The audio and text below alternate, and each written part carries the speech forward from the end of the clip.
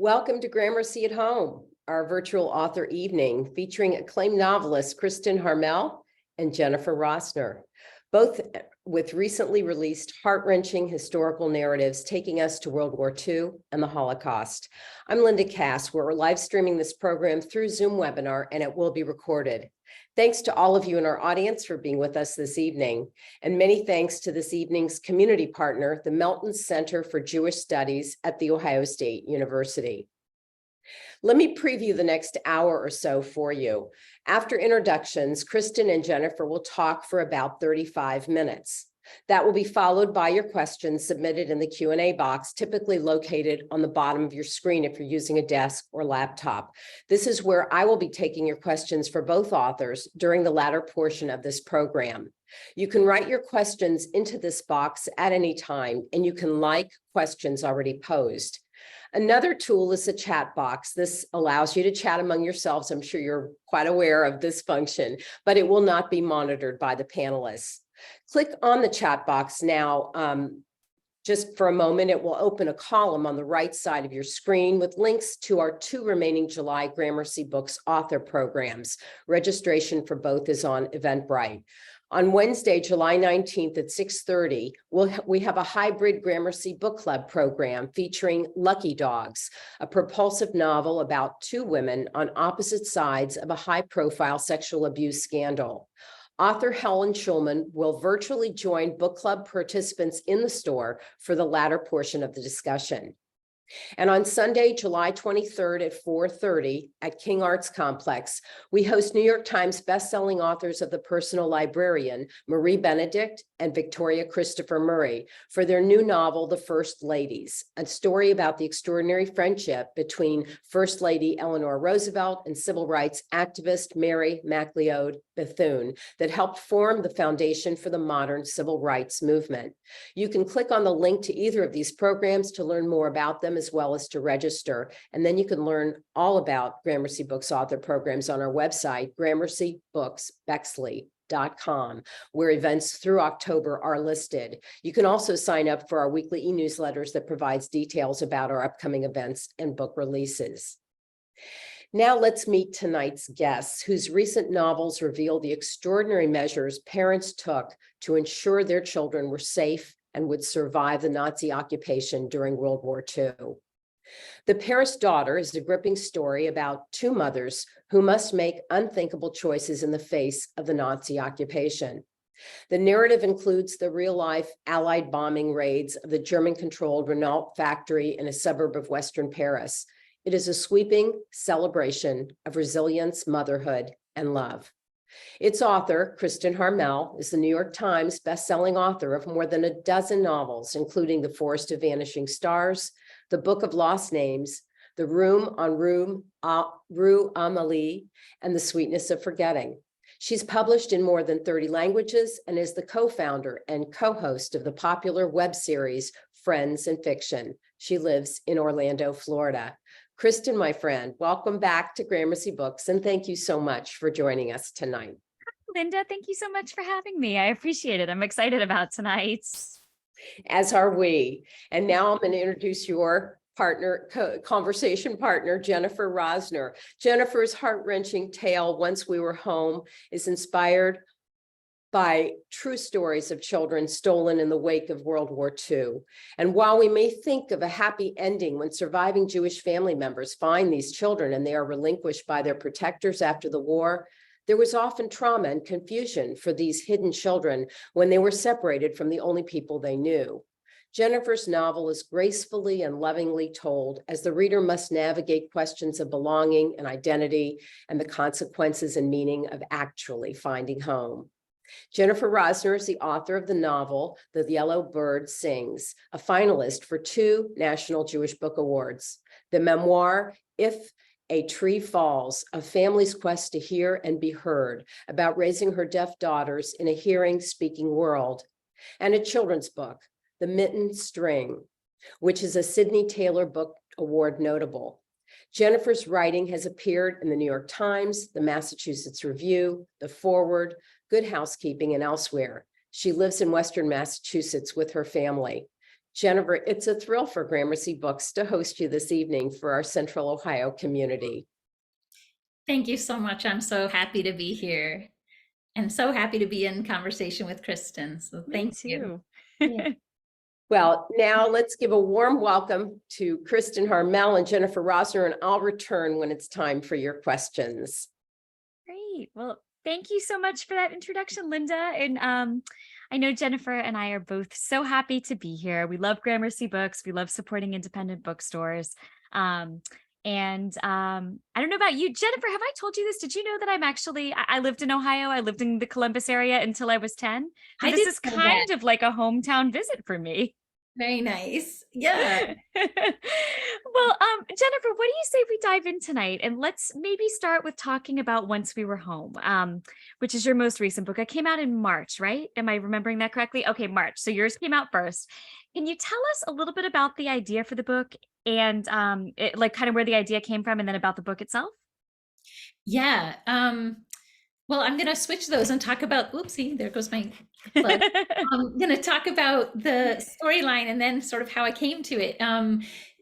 So Once We Were Home tells the stories of children who were moved during and after World War II in accordance really ultimately with religious or nationalistic beliefs. And it weaves together three different narrative lines.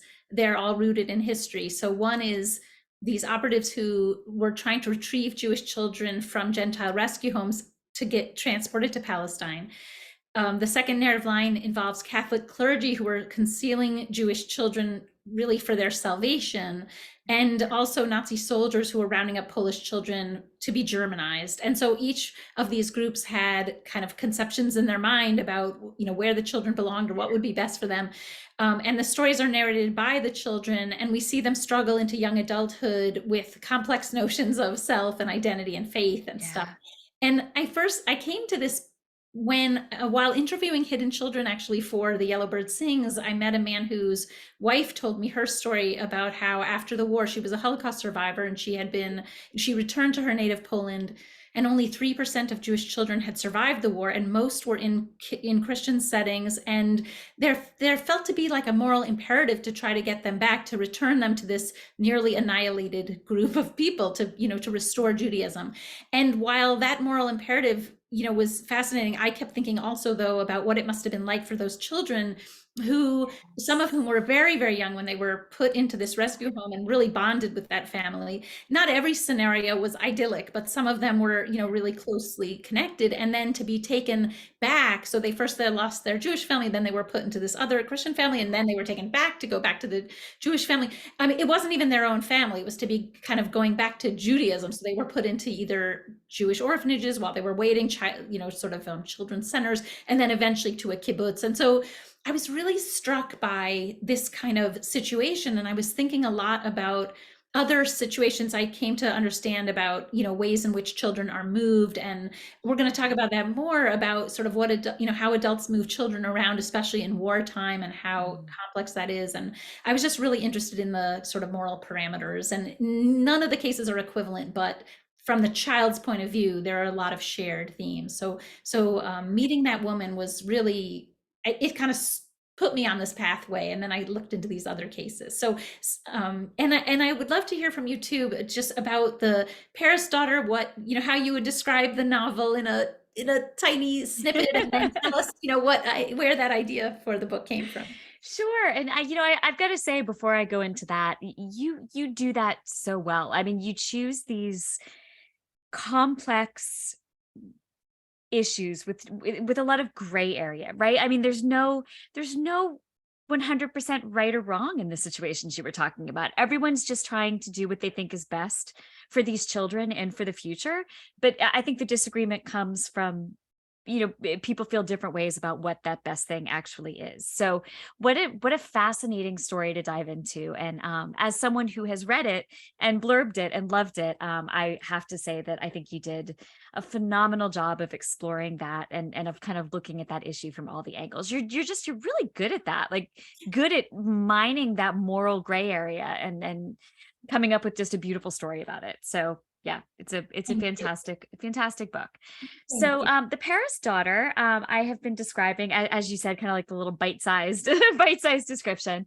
I've been saying it is a story of two mothers, two daughters, an Allied bomb that falls where it shouldn't in the suburbs of Paris, two families torn apart forever, and a storyline that picks up in 1960 New York. So 15 years after the end of the war and an ocean away, where a chance meeting sends the two mothers on a collision course toward each other and unearths mysteries and sends them sort of in search of these answers that will change everything and alter the future forever. So that is The Paris Daughter. It's set during World War II Paris. It is set in World War II Paris and also 1960 New York. And as for where the idea came from, very similar to what you said, Jennifer. It kind of came from researching previous novels. You know, my 2020 novel, The Book of Lost Names, involved hidden children, as did as did the Yellowbird Sings. I know you and I we're going to get to this, but you and I have so many overlaps in our work. I think we've been on the same wavelength for all of these years, right? So the Book of Lost Names involves hidden children, and in testimony from hidden children, both the written testimony that I'd read, the written and video testimony I was able to access, but then also talking to people who had previously been hidden children. One of the main themes that kept surfacing was that idea of all these years later, one of the things that stuck out in the minds of those children very much so was the feeling of being bombed. They had forgotten a lot about their childhoods, or a lot of things were kind of foggy over the years, but almost every one of them had a story about what it felt like to have those air raid sirens go off, to dash for shelter. And it was something that kind of kept coming up again and again. So I think the more I heard that and read that in the research for those previous books, the more I thought about what would that be like to be living under the threat of bombing in a civilian area all the time. And I think that planted the initial seed for the novel.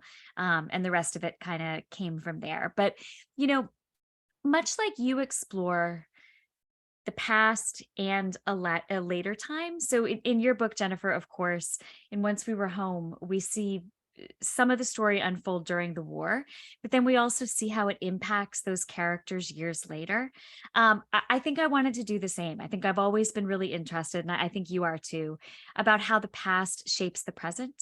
And I wanted to look at that in a more condensed time period. I've written books before that take place in World War II and that take place in the present day or something close to the present day.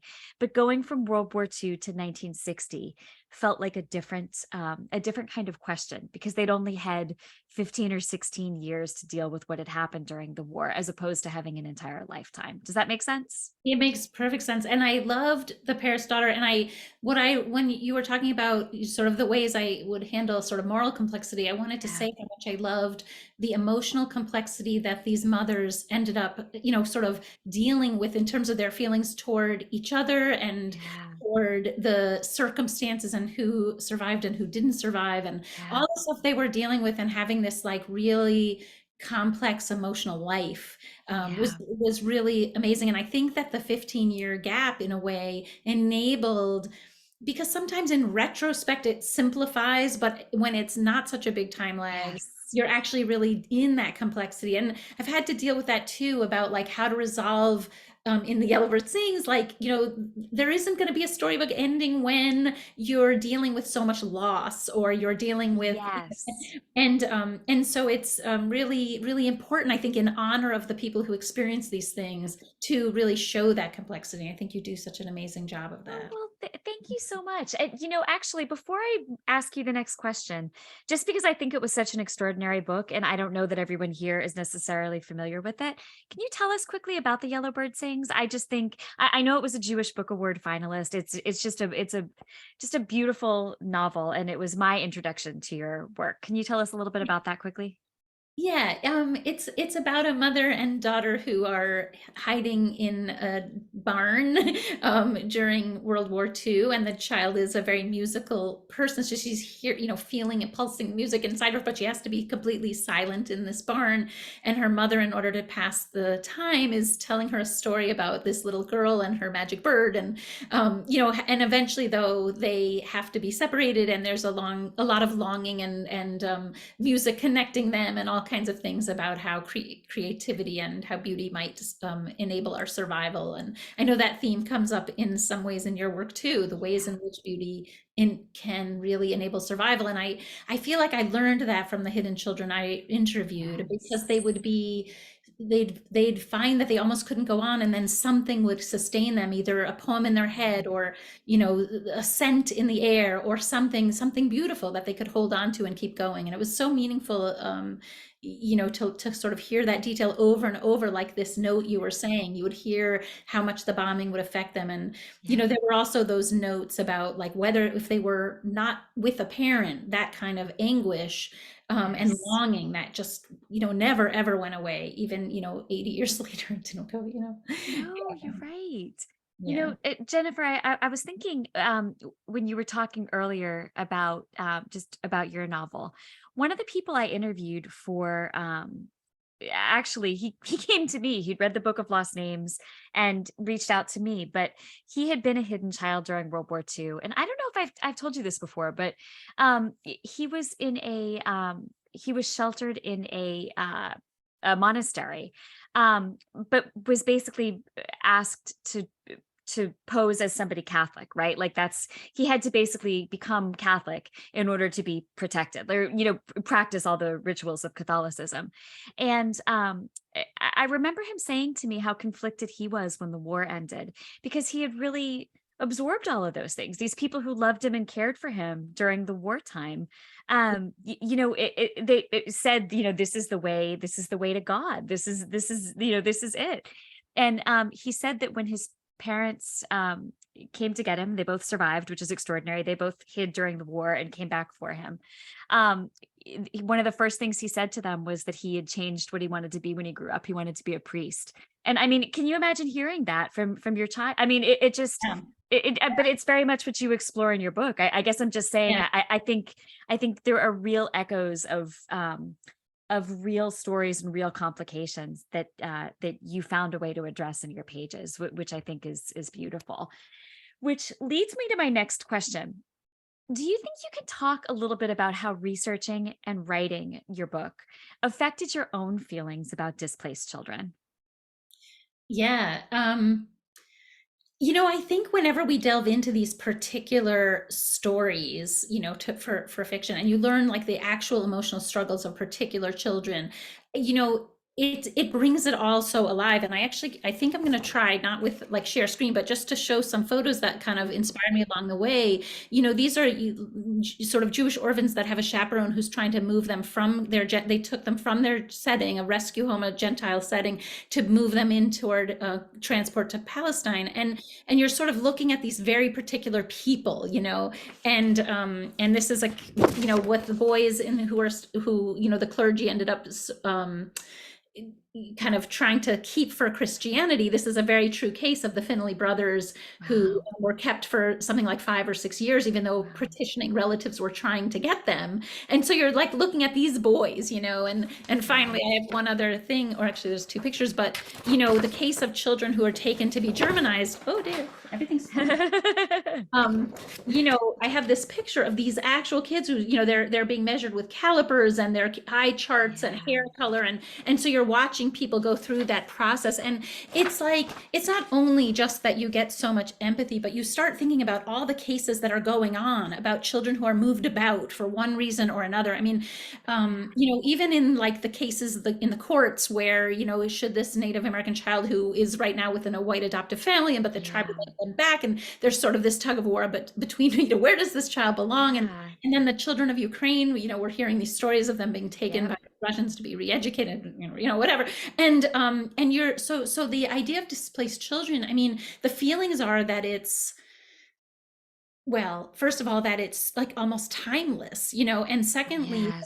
some of the struggles that I explore for my particular children in this novel are that you know that these children, or if they're at the border or whatever it is, that they're going to be dealing with these issues. So Yeah. you sort of start really understanding, like, you know, I don't know, more specifically what the challenges will be, and it just opens your heart because you know how complicated it's already hard to be a human, right? And to Yeah. kind of grow up and differentiate and create a, have a Yeah. sense of self and whatever, and then to have this kind of thing happen, these ruptures in your life, Yeah. set you on this path where it's just so hard. So I wanted to say, I was thinking a lot, not only in the novel itself of The Paris Daughter, but also in your author's note about how you mention about the bombings. And Yeah. I imagine that the bombings of Ukrainian children were also, really high in your mind. And so I wanted to ask you too about like the research, and sort of what was on your mind, and not just like sort of details of the bombings, but also about, what it's like for children to hide in a bomb shelter. And also, like, there were other details in your novel that, were so fascinating, like, Lise carving wood and all these Yeah. different parts, little bits. Cause, I know as a novelist, we all go down our rabbit holes, and Yeah. for some reason, I know a lot about mushroom foraging, or I know about deer tracking in the woods, and like stuff I never thought I would know, but because I'm a Same. novelist, I learned. And so I'd love to hear your journey about that stuff. Well, that actually makes me think, since you mentioned mushroom foraging, I wonder how you and I would do surviving in the woods, because we've both written novels about people having to survive in the wilderness, right? Like Well, I gotta tell you, I went to Poland in winter time to see what it would be like to live in this forest and try to dig a burrow and whatever. And your, like, our hands are freezing. It would be really hard. Let me just tell you. Yes. Well, and I feel like writing about those things, even if you understand them inside and out, is one thing. Like, being able to actually put them into practice is another. So, I've had people who've read The Forest of Vanishing Stars, which is my novel set in a forest, say like, oh, well, if I'm ever trapped in the woods, I wish you would be with me or whatever. And I'm like, that is a bad wish. I don't think I would do you any good. I would be dead weight. But yeah, it's interesting that you mention Ukraine, because I think that, what we're seeing happen there now, I think began to unfold, I believe, after you and I had both completed these books, right? Or we're in at least the Yeah. final draft stages. Like, the Ukraine situation, I don't think influenced the writing of the books, what we were writing about. But I think there are echoes of what you're writing about in the Ukraine situation, specifically with displaced children, but I'm sure there are other echoes too. And with me, it's that feeling of civilians, innocent civilians, being bombed in a situation that that is basically between two militaries, and that, there are all these people caught in the middle, right? And so it's interesting to see that, and sad to see that, because it feels like history repeating itself, right? Like, again and again and again, and in a way that says that we haven't quite learned from it yet. I mean, it's sad, but I think it's what keeps books like ours relevant, right? I mean, And also about just all the, thinking about the Holocaust in general, yeah, and the threats, they're echoing, yeah, now. And there's so much about this, about history, little, yeah, if scholars of genocide are mentioning that there's an alert here because of what they're yeah, seeing all around the world, even, not even in singular places, but really somewhat globally. And yeah, it's a lesson, and in a lesson and not learning. And I think it's just especially painful when we're focusing on children. I yeah, mean, and feeling that this has been going on, and it's still, we are still doing it. It happened, yeah, we're doing it again, and these children are just being, whatever. Yeah, yeah. it's No, really, you're absolutely right. And it's always interesting, I think, to go out on tour and talk to audiences about that, or, talk, and I don't mean talk to them, but talk with them, when people yeah. kind of say, this is what I'm seeing reflected in today's news, and I saw this storyline in your book, and it kind of matched up. And I mean, I think that's why it's important to keep reading books like this, because it does educate us not just about our past, but about our future too. And I mean, unfortunately, it shouldn't, but it does. It's the future that we're facing. So you asked me about research, and I actually have something. I think I might have shown this on Friends in Fiction, but I don't think I have shown it anywhere else because I didn't want to bring it out on the road with me. But one of the things that helped me to kind of understand when I was talking about what it would feel like to have the sirens go off, to know that there were bombs about to fall, and to be a child having to hide under that, was to get my hands on this World War II gas mask. So it's Yeah. a civilian gas mask. This is from France. These are the two little eye holes. It's filthy. I'm gonna like ruin my shirt by touching touching my clothing after this, but it just goes right over your face. And it's very claustrophobic. And so to have this and to understand how scary it must have been even without one of these for a child, to have to hide from bombs. But then to put this on, imagine how terrifying that would be, how cramped you would sort of feel in here and looking around at your family all in these masks. And in The Paris Daughter, the family kind of tries to make a little game out of it. They call themselves the Aardvark family, because it kind of looks like aardvark type shapes. But I mean, I there's only so much alleviating the fear you can do. I think it's a very scary, unsettling thing. So when I'm researching a book, I always begin by doing as much reading as I can. I talk to people if I can. I know you do the same thing. You try to interview hidden children. You try to interview people who have lived through the events you're talking about. But another thing that I had to really learn for this book was wood carving, which it turns out I'm no better at wood carving than I am at any other artistic endeavor. Terrible at painting. I'm terrible at singing. Anything that has to do with like creating beautiful art, I'm really bad at. And that absolutely includes wood carving. I'm lucky I still have all my fingers, but it was a neat thing to explore and learn, though, just the way that and we'll talk about this in a minute because I know wood carving plays a role in your book too, which is interesting. You and I have so many overlaps. It's so bizarre. I mean, eventually, Jennifer, we're just going to have to collaborate on something. I was going to say, maybe we can write a book together next week. Yes. We won't actually even have to discuss it. It'll just come out of us like completely on the same path. It'll be fine. But yeah, so the wood carving that Elise does in the book is wood carving that she does with her whole body. And I loved that idea, that it's not just whittling something, which I think is a beautiful kind of art in and of itself, but this is something where you'd have to put your entire body, your back, your arms, your chest, your shoulders, everything into digging out that wood, digging out those shapes, chiseling, like all of the things to create something out of that wood. And I liked that idea of being able to channel stress and grief and sadness and all of those feelings into something that's a very physical endeavor that 80 years ago you might not have associated with a woman. So I liked the idea that it was a woman finding a way to channel, that kind of thing. But I was able to connect with a wood carver named Mary May, who was very helpful to me in understanding or in helping me to understand some of the ins and outs of that, and also helping me to correct passages so I ran all of the wood carving passages in the books by this woman, just to make sure that everything was correct. And there were a few times that she would say, well, actually, you have your right foot first, you would actually have your left foot in front if you were carving this way. And I'm like, oh, that does make more sense. But I think it's helpful to be able to have someone like that to sort of bounce the accuracy off of. Yeah, I mean, and we're so lucky because I don't know about you, I feel so lucky that people have been so generous. Like, yes, had this, masterclass violinist who read the Yellow Bird Sings like 4 different times. Then he was like talking about, the order this prodigy born and how she would practice and what she would play. And I mean, all these things that you just really, even if you like go meet with some, even if you raised a kid who played violin, or if you played, you would never know what a prodigy would play, these 100%. Sort of specific things. And to have people be willing to talk to us, and they kind of find it exciting and fun because it gets them out of there. I found people to be generous, but also excited. Yeah. No, it's such a gift to us though. And to our readers though, I think to be able to take that real firsthand research and kind of and give it to readers rather than just filtering something through our own experience, which you're right would never be, we could never understand how a violin prodigy feels, right?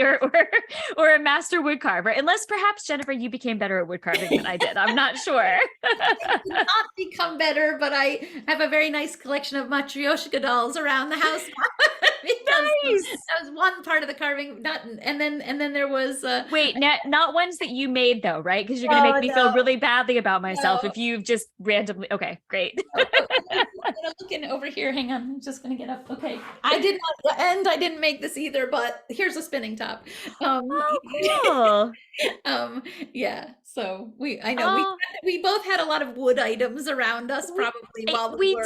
did. Isn't that funny? Yeah. I don't know about you, but I also kind of liked the symbolism in artists pulling life from something that had once been alive. It was like, giving something a second life, a second chance. I liked that. There was something beautiful about that. A living piece of wood that was not alive anymore, that had found a new life. So you Yeah. also have a character in your book, Oscar, who becomes a wood carver. Can you talk a little bit about that? Yeah. I mean, I think that, well, one thing I wanted to say is I feel like I Yeah. heard this quote where like the form comes out of the, like you chisel away the form. That's what's Yeah. so interesting about it is like sort of it's there and then you kind of take off I put it Yeah. not an articulate way. There was such a beautiful sentence somewhere that I read, and actually I think it was in the book, I think it was it's on my shelf. Yeah, in the Invisible Life of Addie LaRue. I think there was this one Oh, I sentence about, loved that book. yeah, it was about sort of the form coming out of it. It was just Yeah. gorgeous.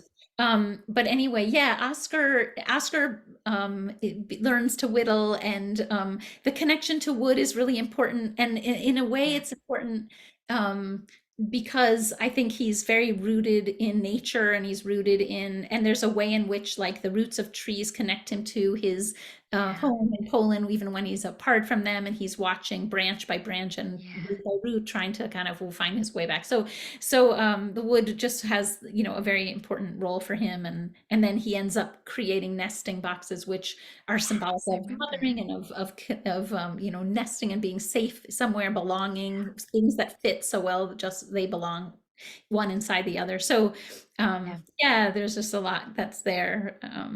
Yeah, another I shared. know, it's crazy. When you were talking about wood just a moment ago, though, it also made me think of that connection, and I think we both kind of found this in our books too. That idea that there's only so much you can do against the grain, right? Like the wood tells you what it will become, and you can try your best to shape it, but at a certain point, the wood's going to break. Like you have to go with the grain at some point. So I don't know. There's just a lot about to me symbolism in that, about how you have a certain amount of ability to shape your own fate, but then there's a certain bit of your fate that's sort of written already. I Yeah, reflected in the idea of woods, which I kind of yeah, like. I think that's really amazing. So, Yeah. with your book, I think I just, when we touched on this at the beginning, but you explore these questions of complicity and responsibility, belonging and identity. It is just, as we said earlier, so morally and ethically complex. Can you talk a little bit about exploring those questions, diving into those deep, difficult, murky places, and also how your background prepared you for this? Yeah, thanks. Yeah, and in each of the narrative lines, there's like really different moral quandaries, and in some they're much blurrier in a way than others. Yeah, So, like, I feel like in the case of the retrieval of Jewish children to be returned, I mean, there was this feeling that that when a parent hid a child, a Jewish parent hid a child with a Catholic family, they didn't mean, oh, I want my kid to be raised Catholic. They right. meant keep my child safe. I'll come back and raise them as I meant to in Yeah, Judaism, etc. And like you said, a lot of the children, especially in convents and yeah, in monasteries, I mean, they found so much peace in the music and in the statues, and there was like the ritual. It was yeah, very calming, and a lot of people identified with that. And then when they were, returned, it felt jarring, and they had to find their sense of faith however they would yeah, after that.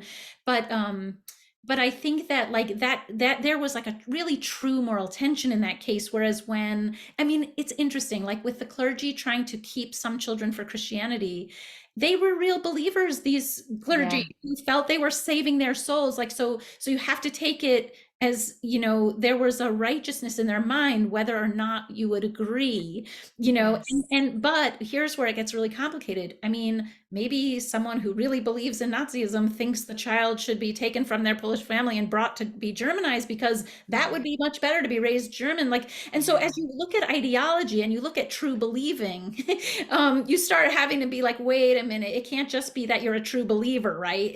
There has to be a Yes. moral compass apart from just that you believe that would be the right thing. Yep. And so you're trying to parse and figure out, like, you know, where are the lines and what's okay. And meanwhile, the child is just being sort of struggling along with this path as they're being moved. So Yes. it's really tricky and complex. And that's why I say I don't mean to make these cases at all morally equivalent, but there might be emotional equivalencies on the children's part. So that seemed important. But the thing is, and full disclosure here, I'm a philosophy, you know, I got a PhD in philosophy. I was a philosophy professor for many years. I studied ethics and, you know, moral theory, et cetera. And so that has really informed my work Yeah, I all bet. the way from the beginning, because like even when my memoir, it's called If a Tree Falls, and it's about, you know, whether my children, you know, what you hear, and you know, even the title's such a giveaway that I've studied these questions. And you know, I can't seem to take myself out of it, even though now I'm, you know, loving writing fiction and loving, you know, this kind of other pathway. The philosophy always seems to inform me. And I was happy I was able to make one of my characters actually become a philosopher in this novel. So I could just like, now he's saying, you know, he can explore the questions outright. Oh, that's So awesome. that was actually really nice. And you know, I think that the other place that I don't know, I was really interested in the complexity of is when you create, you know, they eventually are, there's a lot being taken place in Israel, and Israel is a place built of people who have undergone a lot of rupture, a lot of displacement. That's who Yeah. formed the state of Israel, right? These survivors really. And so Yeah. even the setting kind of had to deal with some of this sort of complex stuff. And actually this leads me to the question I had about you and your choice of setting, because as you mentioned, you know, you've been writing many books in the World War II settings. I think 7 novels maybe have been set in World Who War knows? You know, you would II. think I would know that off the top of my head, but every time I have to be like, the sweetness of forgetting. Like I need to just sit down and have those numbers and Yeah. just know them so that I don't sound like an idiot in conversations. No, it's, you know, I mean, and the thing is also, once we're researching in an area and you find that there are so many stories that Yep. have not been told, Yep. and you want to share those stories, and I think that it begets itself, and we're building on our own research base, you know, so Yeah. that we're not starting like, and but then you add 1960 New York, and you explained a little bit about the time, like wanting to have a more, you know, slightly less long time difference, so that you were really exploring that Yeah. emotional complexity. Um, but I want to know sort of, you know, choosing France in World War II, and then also departing from that for the Paris daughter in New York. So tell us about your choice of setting and how you came to that. Yeah, France. You know, I actually lived in Paris for a little while in my early 20s, and it was that actually drew me to writing my first World War II novel, The Sweetness of Forgetting, which takes place partially in Paris during World War II. And that came out of me living there and not having realized prior to living there how much World War II history had taken place right there in the city, and specifically how much Holocaust history had taken place right there in the city. I think I had never really had a grasp of that before. Like I maybe it was just me, maybe it was not reading enough about it in school, but I was floored to realize that, and I think that kind of set me on a path to writing about this. But Paris has always kind of held my heart in terms of writing, and particularly that time period. I did depart to Poland for the last book, Eastern Poland, but that was more about the story and less about the setting for me. It was a story I felt like needed to be told. So it was really nice for me to return to Paris, which is like, you know, I love writing about the city. I feel very comfortable there. So that was kind of the reason to write about Paris, but to go to 1960 New York, you're right. I mean, the time period was because of that closer, you know, that 15-year gap rather than a 60 or 70-year gap between the earlier story and the later story. But coming to New York in 1960 was really exciting to me. Like, I think that was a time of change in our country.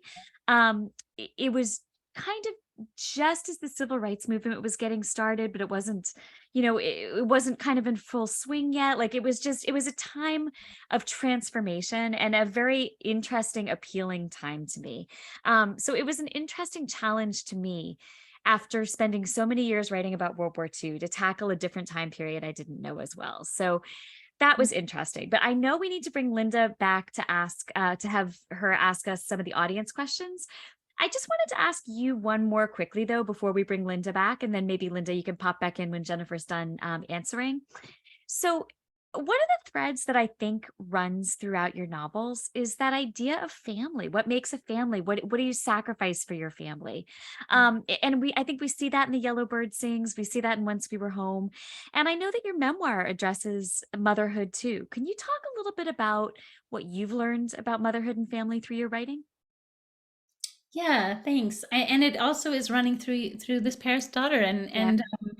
I mean, it's interesting because, like, this whole journey for me as a writer began when our daughters were born deaf, and I started like journaling, or I started not doing academic writing. Like for the first time, I just tried to write more personal things, and Yeah.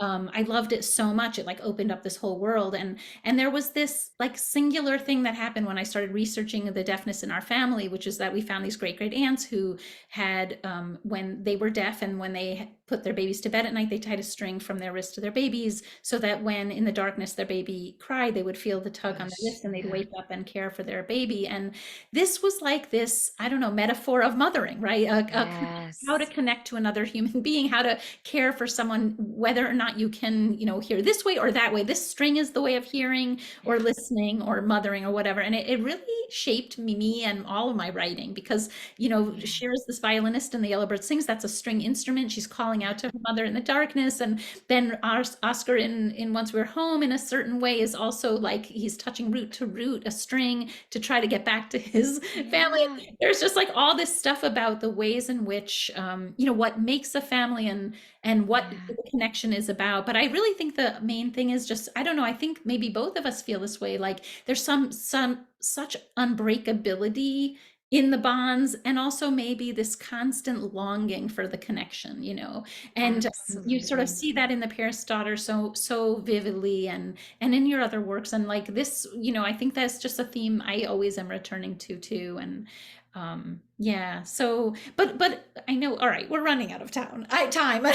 We knew this, but I also wanted to quickly just ask you one thing, which is that, on this the ways personal things impact our work. I Yeah. mean, this has been such a year for you. You went Yeah. through, a breast cancer diagnosis and then chemotherapy and radiation. Yeah. And, even though, this didn't happen while you were writing the book, I just wonder, if there are elements from the book that were like somehow helpful or you could draw on while you were surviving through, this year. Well, thank you. That's a great question. And actually, I have to tell you, I just got a wisdom tooth pulled this week Oh, too, or last week too. So when they told me I needed to have that out, I was like, no. what? Like, after the year I've had, I also have to have a tooth pulled. What? But I feel, just to answer that quickly, I feel like I have been writing myself for years now with all these World War II novels I've written. I've been writing myself into the realization that we're all stronger than we think. And I think I think we learn that when we read about people going through difficult times. I think we read about that when we write about people going through difficult times. And I think we realize that when we interview people who have been through things that feel like they should have been impossible. Nothing's impossible. If people made it through these tremendously dark periods of history and emerged on the other side with hope and heart and a willingness to look toward the future and build a better tomorrow for their families, I think that all of us can handle anything that is thrown our way. So I feel like, although this book was not specifically about that, and it was before the diagnosis, I think it helped me to understand that I could get to the other side. So great question. And Linda is back. Before you ask our questions, Linda, though, I want you to tell us about the book you have coming out in 2 Oh months. my gosh, we don't have time for this, lady. Yes, we do. Quick elevator pitch, lady. Oh gosh. Well, I have a book coming out, as you reminded me earlier, Kristin, in 2 months. It's a fictional portrait of the early life of Bess Meyerson. And Bess Meyerson was named Miss America, actually 6 days after the end of World War II, which made it quite a contradiction in a way of the world that she lived in. But I won't say any more. I want to get to these questions. There's a lot of good ones. You two were wonderful, and I knew there would be a lot of conversation here. I apologize to everyone about my voice. I actually am going to admit to the audience that I have COVID for the first time. And I'm in my 4th day, so my voice is just coming back. But anyway, excuse that. And I'm going to ask you now the first question here from Terry. This goes to both of you. She asks, was there something in your book that you had to leave out and had a hard time doing? Oh, Jennifer, you want to take that first?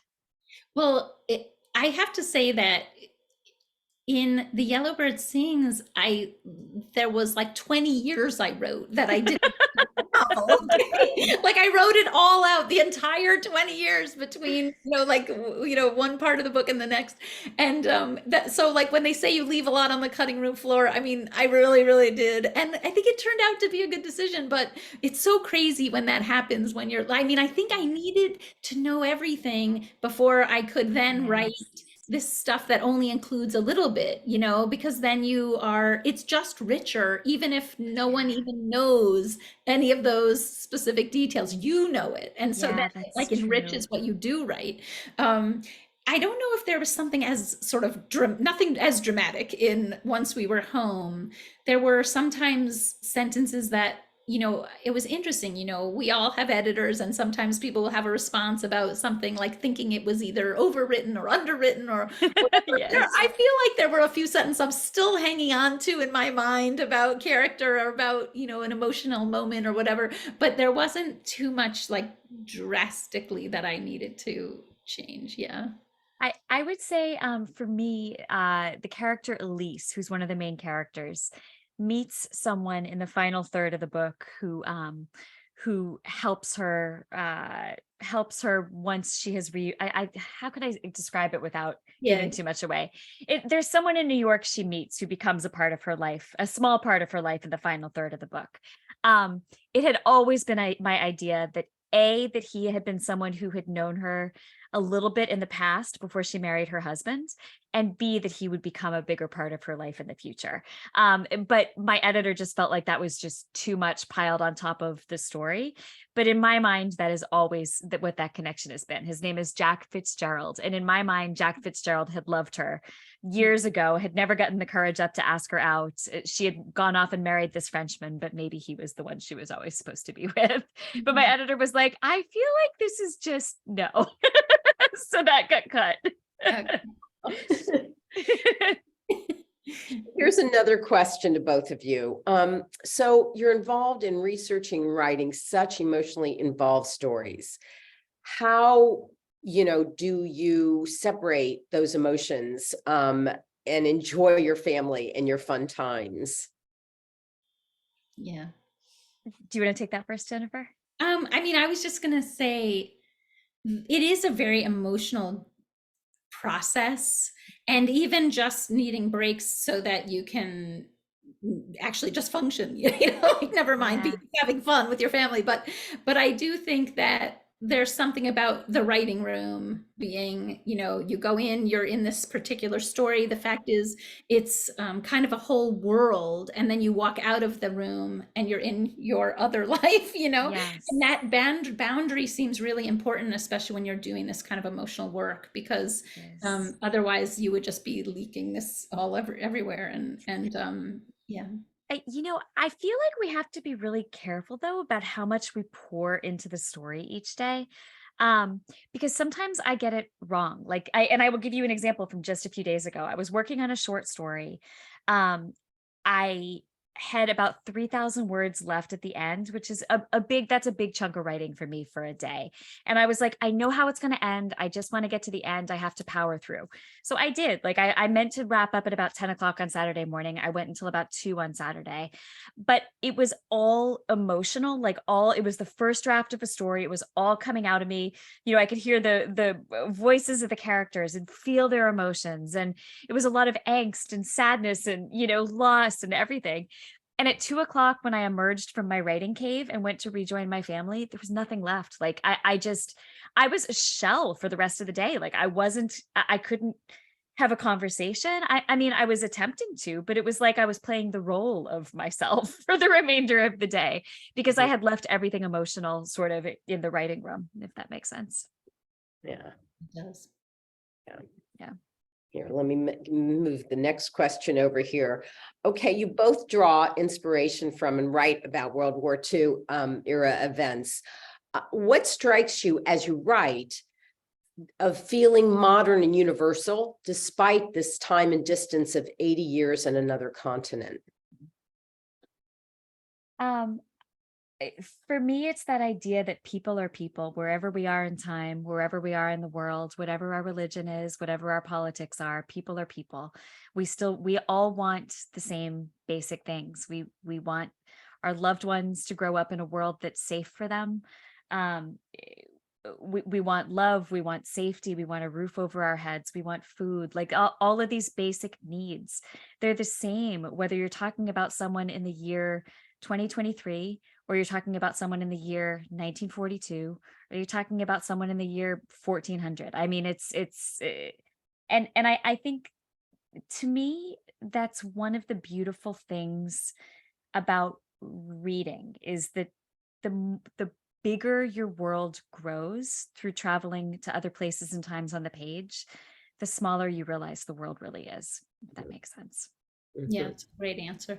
I mean, I also feel like there's always, I think, the universal in the particular. So this is the Yes. same thing. It's like, if you look at anything singular, you're gonna see sort of all the connections to other things. I mean, just because a person is a person is a person, right? Yeah.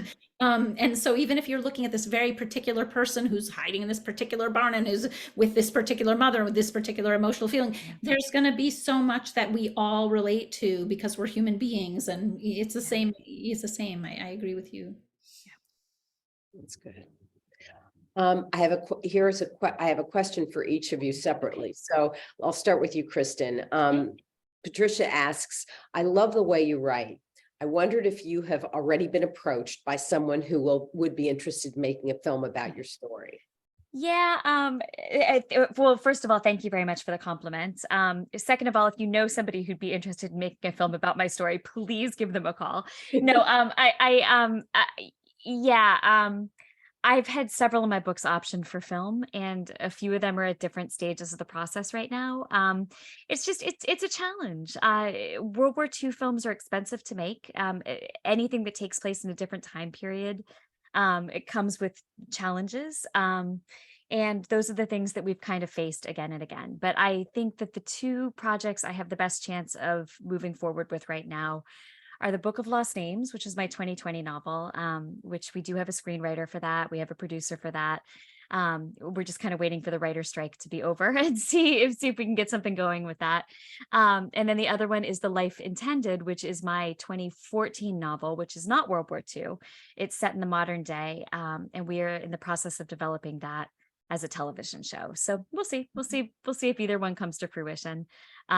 But yes, the longer I go through this career, the more interested I am in the film side of things too. Oh, that's great. Well, good luck with that. Jennifer, here's a question for you. At one of your interviews, you mentioned that you were working on a new book that was going to be a little different. Can you give us any hints? Yeah, I'm working on a book that is not during the World War II era. It's starting in the 1980s and going into the 2000s. And it's actually it's really a love story, and it focuses on the worlds of deafness and hearing. So it's back to something else that has been, you know, part of our lives, and something, but very, very different than the two novels, The Yellowbird Sings and Once We Were Home. So yeah. Wonderful. Well, we're running out of time, but I just wanted to say how extraordinary and illuminating this conversation was. Really inspiring. Both of your novels shed light on such horrific events, and yet are both very hopeful. So thank you so much. It was great having you both with us at Gramercy Books. I also want to thank everyone in our audience. There was a lot of active chat going on. I couldn't keep up with it. You know, great questions from the audience as well. We've added a link in the chat box where anyone in the audience can purchase a copy of either or both books if you haven't already. And there are also, Linda, can we also add a link to your book? Is that doable? I don't think so. Oh, come on. I feel like it's a great companion book. You can get them all three, like it's like a little set, I think. Soon enough, they'll get it soon enough. Thank you. But anyway, I do want to just say that there's also links to remaining July programs and others in the chat in the chat box.